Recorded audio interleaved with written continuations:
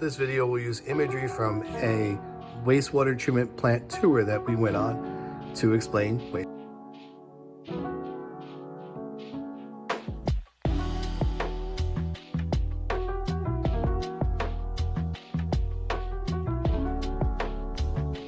The first step in this particular plant, wastewater treatment plant, is called the headworks. And the headworks is really dealing with primary treatment, which a good chunk of the first component of any wastewater treatment plant would.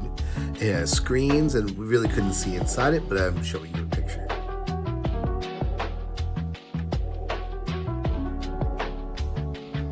The next picture you're going to see directly after this little video snippet is the grit chamber. Now it's covered, so you really couldn't see inside it, and we saw only the outside from below it. So you'll see it's elevated from us.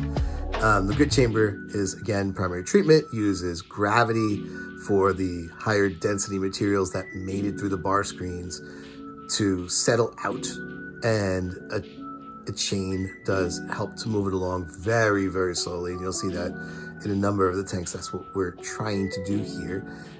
Again, it's primary treatment. In this case, we're trying to get rid of the inorganics. The organics will be dealt with later, and of course some of the heavier organics are going to fall out too. But the main goal here is to get that grit, the inorganic components, to fall out.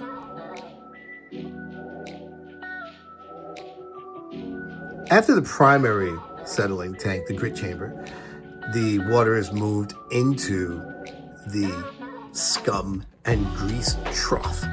And this, again, this is a huge, and you'll see the tanks in the next video and photos as well. Huge chambers here that are really designed to get the scum. That's the lighter stuff, the less dense stuff that'll float on top, whereas the sludge settles to the bottom. So we're trying to collect that scum, the grease that will float.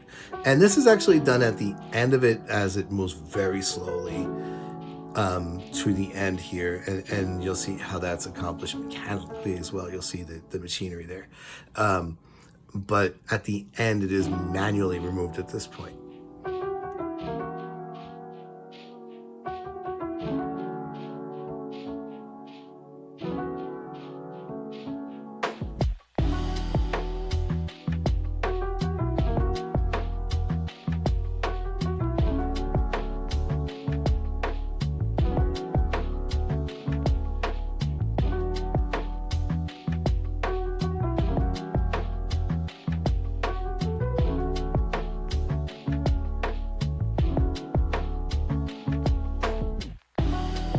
After the scum and grease trough, there is the aeration tank that you'll see in the next video.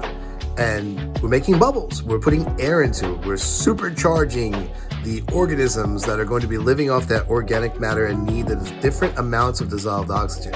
Actually, each tank, as it travels through these tanks, has different amount of dissolved oxygen, because some bacteria that will get rid of some ammonia and denitrify some of the stuff really likes a certain amount of dissolved oxygen, whereas the rotifers and some of the ciliates that actually can form a mesh network and form a filter in a way as they drop out and settle out. They can take some of the particles out with them.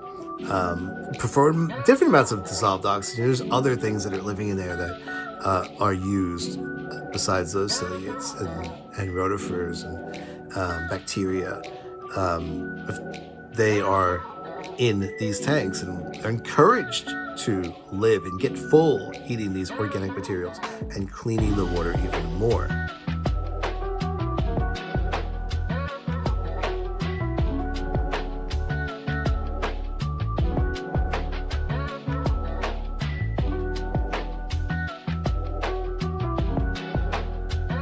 After the aeration tank, you'll see some final settling tanks. Other places might call them clarifying tanks. And in this case, what they're doing is, again, collecting the denser material towards the bottom. And the water will be really clean after this. It's not done yet. So going back to, we were dealing with using biological methods to clean the water, the secondary treatment, right? And here we're still trying to get rid of some. Actually, we're going to collect some of that. And in each case where we can collect sludge, we do. And the sludge is going to go to a digester, which in this case, we're going to collect the methane from. And that methane actually powers most of this plant. So being able to do that. And then also we do need to dry the sludge. So there's a drying machinery that you'll see later as well. But in this case, you'll see an empty final settling tank and one that's full. And there's even a goose swimming in that full one. It's nice and clean water, so it's perfectly fine.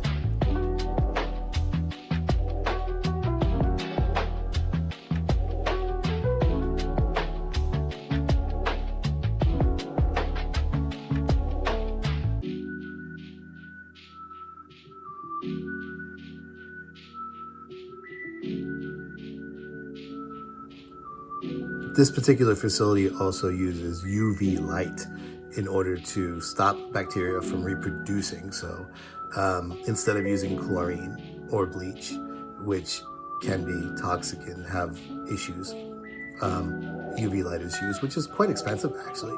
And it's not 100% effective, but it's like 99% effective. So we'll miss some of the bacteria, but not an awful lot, before it's released into the Arthur Kill in this case. That would be where the effluent goes. And it's perfectly fine at that point to be released into the environment.